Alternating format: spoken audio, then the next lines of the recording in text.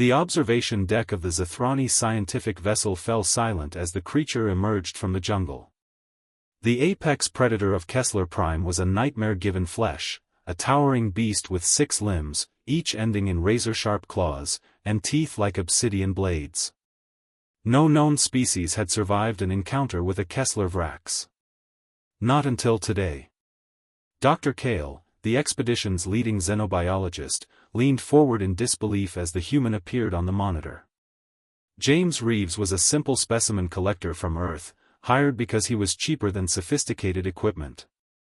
His job was to gather biological samples in the unexplored regions of Kessler Prime. He was unarmed, wearing only a thin environmental suit.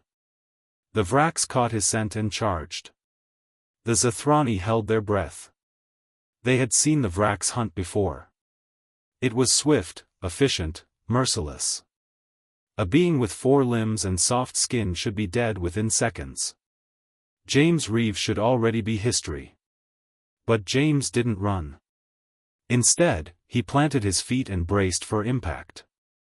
The collision knocked him backward, but he wrapped his arms around the creature's neck with desperation born from survival instinct.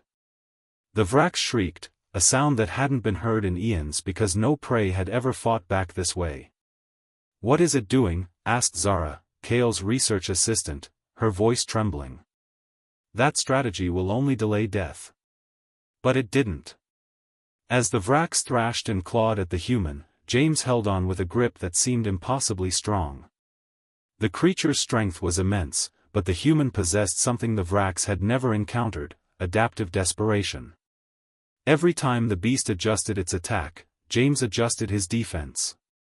Every time the Vrax tried to shake him off, James dug deeper. Then James did something that defied all known biology. He twisted. The sound of breaking bone crackled through the observation room speakers. One of the Vrax's limbs bent at an unnatural angle. The creature roared in. James tore. Not with claws or teeth, but with bare hands.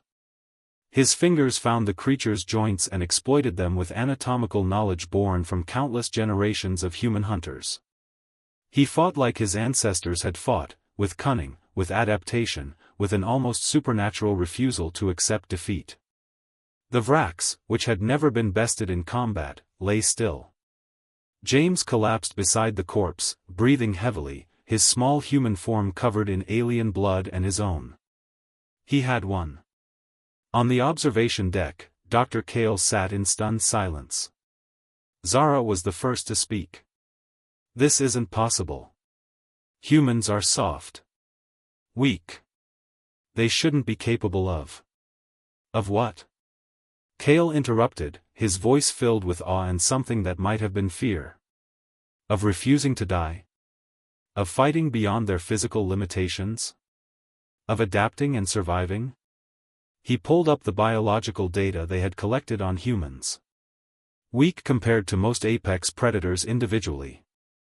But humans possessed something the Vrax did not: millions of years of evolution in an environment that tried to kill them in every possible way.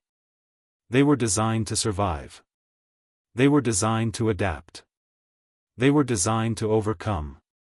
"We need to reclassify humanity," Kale said quietly, watching as James slowly got to his feet and began walking back toward the settlement, leaving the corpse of the great beast behind him.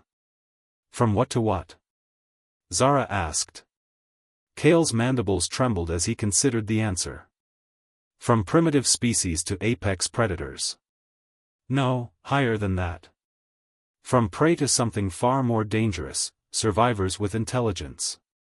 As James disappeared into the jungle, the Zathrani made a collective decision. They would recommend to their government that humanity be approached carefully, with respect, and perhaps most importantly, as equals rather than subjects for study. Some species conquered through might. Some through intelligence.